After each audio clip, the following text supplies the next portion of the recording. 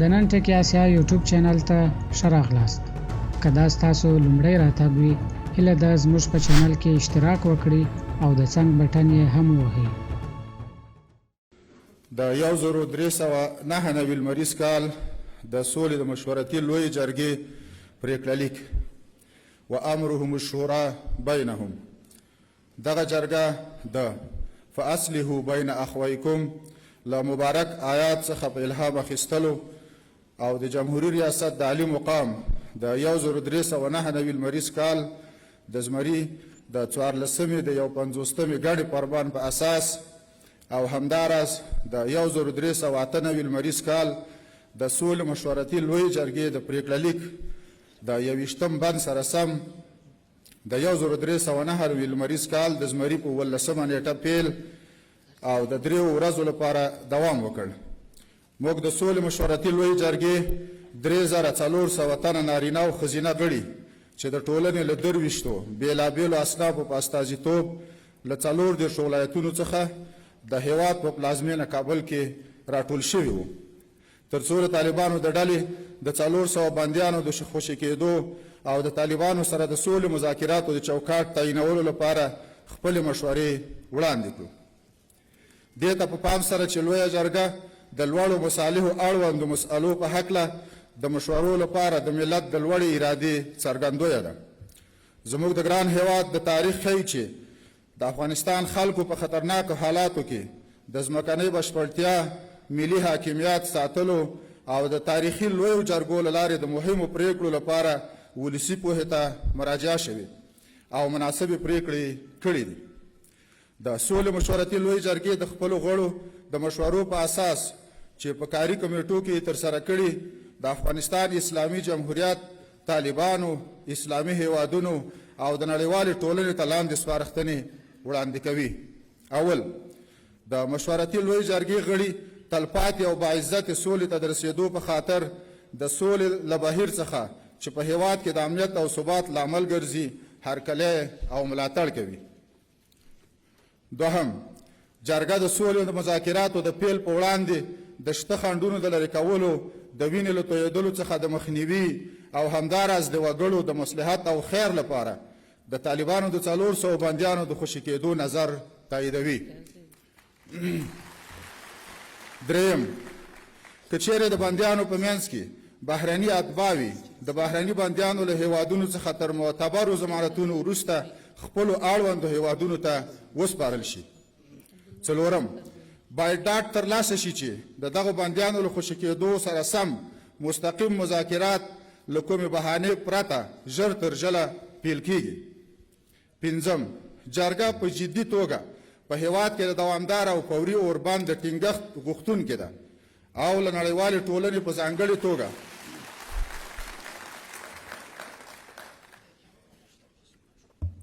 جرګه په جدي توګه په هیواد کې د دوامدار او فوري اوربند د ټینګښت غوښتونکې ده او له نړیوالې ټولنې په ځانګړې توګه د امریکا متحده ایالاتو څخه غواړي چې د افغانستان له خلکو سره په خپلو کړیو ژمنو عمل وکړي. شپږم، د افغانستان ملت او د افغانستان اسلامي جمهوریت دولت ته د ډاډ ورکړل شي چې له بند څخه خوشي شوي بندیان بیا ځل د جنګ ډګر ته نه ستنېږي او د دوی کړنې دې وڅارل شي. اووم، دې ته په پام سره چې د افغانستان اسلامي جمهوریت دولت د طالب بندیان خوشي کولو لپاره اقدام کوي، جرګه له طالبانو څخه هم غواړي چې د دولت د ټولو ملکي او نظامي بندیانو په وړاندې خپل مکلفیت ادا او بندیان د ژر تر ژره خوشي کړي. د اتم، د غوښتنې په صورت کې د هغه کسانو حق العبدي د خوندي وي چې د خوشي شوو طالبانو لخوا متضرره شوي وي. نهم، موږ له نړیوالې ټولنې څخه غواړو د هغو هیوادونو له لاسوهنو څخه چې د هیواد په بېثباتۍ کې په مستقیمه او یا غیر مستقیمه توګه ښکیل دي او یا له تروریستي ډلو څخه ملاتړ کوي مخنیوی وکړي. لسم، په داسې حال کې چې د سولې هلې ځلې دوام لري، د دې جرګې غړي د افغانستان اسلامي جمهوریت دولت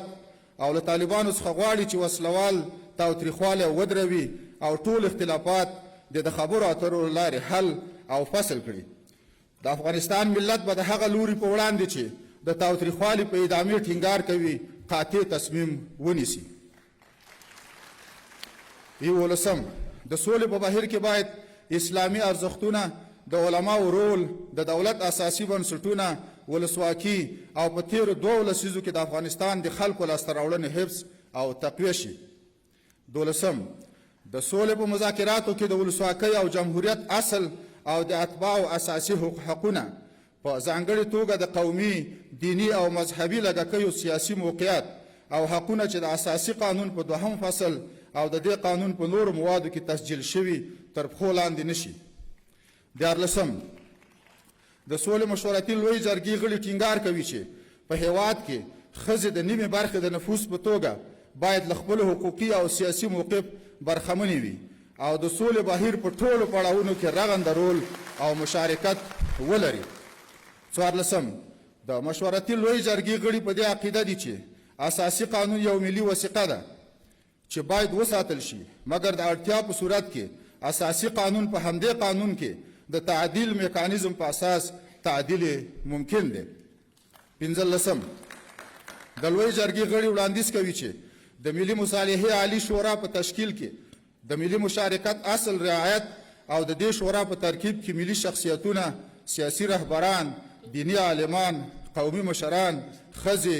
ځوانان مدني ټولنې او نور قشرونه شامل شي د سولې بهیر د لا ولسي کولو په موخه د دې بهیر فعالیتونه د ولایتونو په کچه وغځول شي 14 جرګه د سولې بهیر پر روڼتیا ټینګار کوي او تمه لري چې د ملي مصالحې عالی شورا او مذاکره کوونکي هیئت د افغانستان خلکو ته د دې پروسې په هکله پر وخت معلومات وړاندې کړي 15 د هیواد امنیتي او دفاعي ځواکونه چې د هیواد د ملي حاکمیت او ځمکنۍ بشپړتیا د ساتونکو په توګه پیژندل کیږي باید لا پیاوړي ورڅخه زیات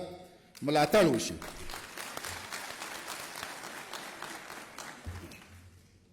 په ورته مهال کې د امنیتي ادارو د شهیدانو ورثو او د تروریستي پیښو قربانیانو ته رسیدګي وشي 18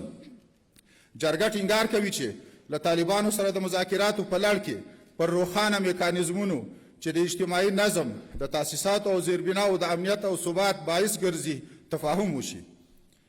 تر څو د خلکو اندېښنې له منځه ولاړې شي 19 د هیواد د امنیتي او دفاعي ځواکونو ته چې د افغانستان د ملت ویاړ دی د درناوي په موخه دولت ته وړاندیز کوو تر څو دولت د پرته د وطن سره د خیانت په جرم د هغو امنیتي او دفاعي منصوبینو د حبس موته وبخي چې د جمهوریت ریاست د عالی مقام په صلاحیت کې وي سربیره پر دې هغه کسان چې له طالبانو سره د اړیکو د اتهام په جرم محکوم شوي د بخښنې په فرمان کې شامل شي شلم د افغانستان اسلامي جمهوریت دولت معذب دی چې د ملي منافعو په رڼا کې ځانګړې لارښوونې وړاندې او د مذاکره کوونکي هیئت د لا پیاوړتیا او ښه والي لپاره لازم اقدامات ترسره کړي د سولې د بهیر په ټولو پړاوونو کې د ښځو حضور تقویه شي 21 جرګه ټینګار کوي چې د افغانستان اسلامي جمهوریت او طالبانو ترمنځ د مذاکراتو لپاره لازم شرایط په هیواد کې دننه برابر شي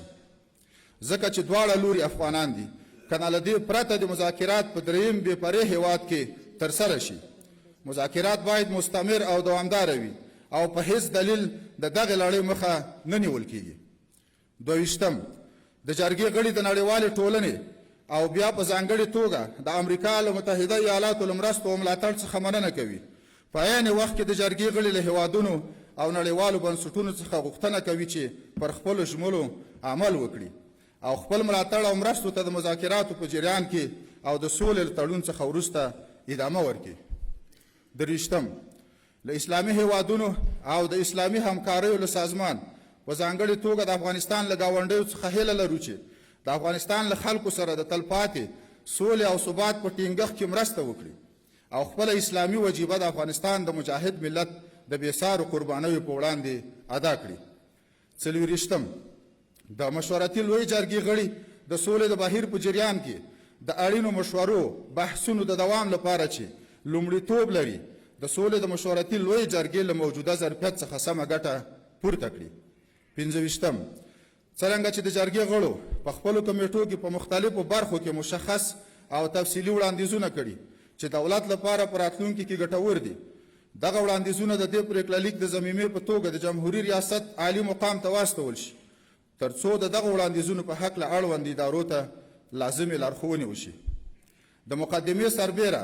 دغه پریکړه لیک 25 بندونه لري چې د 1399 لمریز کال د زمري په 19مه د سولې مشورتې لویې جرګې د غړو لخوا صادره شوه.